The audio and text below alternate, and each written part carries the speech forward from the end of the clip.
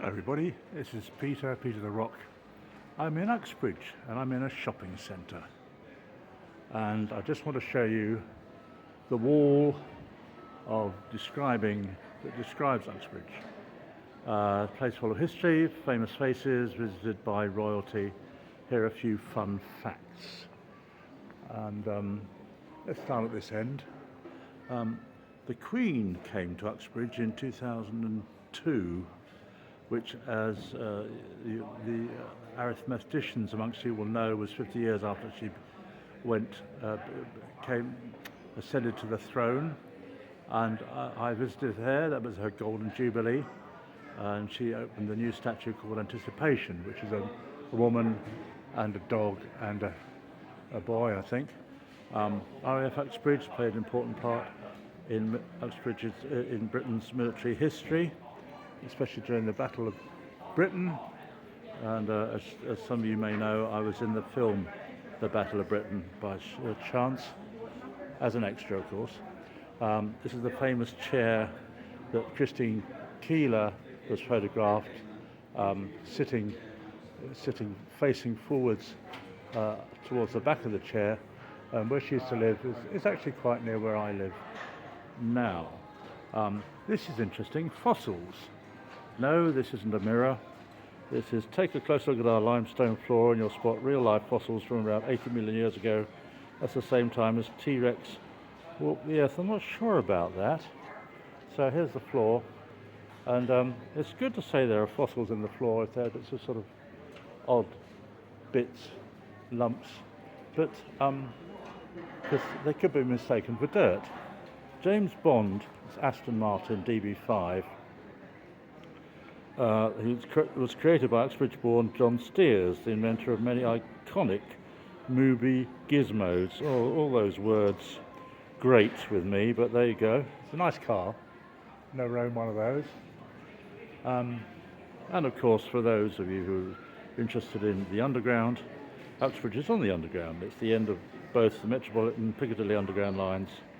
So hop aboard and you're on track for an adventure. You also get multicoloured screen there. Uxbridge has got 3 universities, which it doesn't mention. It only mentions Brunel University. Alumni include Noel Fielding and Carl Barratt. Well, there you go. There's a church right in the middle called St Margaret's Church, our borough's oldest building, St Margaret's Parish Church. Parts of it were built in the 14th century. I've yet to do a video on that. The Chimes stands on the site of the old Harmon's Brewery, one of London's major producers of ale and stout. I don't think that's a real claim to fame, because I imagine lots of old breweries were originally underneath places. Uxbridge, that's the original name. Town of Uxbridge first appears in historical records from 1107, so it was known as Uxbridge at the time. Now, Domesday Book was 1086, as we all know. So this was it's 21 years after Domesday. The Domesday Book. I don't know what it was called then. Remains from the Bronze Age were found right underneath the chimes. That means people have been living here since around 700 BC. There's a picture of a spade, which is how they discovered that.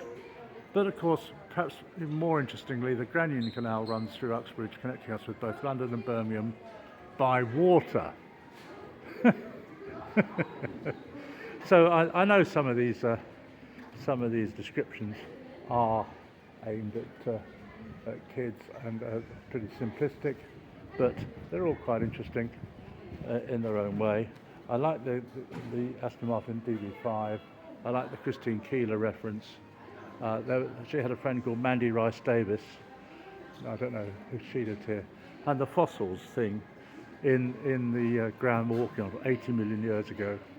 Those are the most interesting. And I did actually see the Queen, as I say, when she visited, and saw the statue. And I actually got a balloon with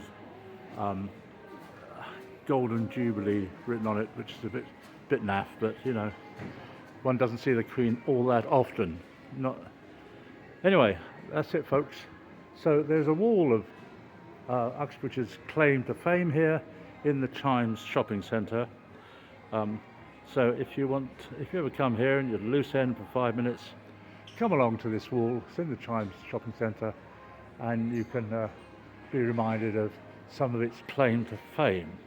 It's Peter the Rock. It's a Friday the 3rd of May. Thanks for watching. Like and subscribe. Cheers.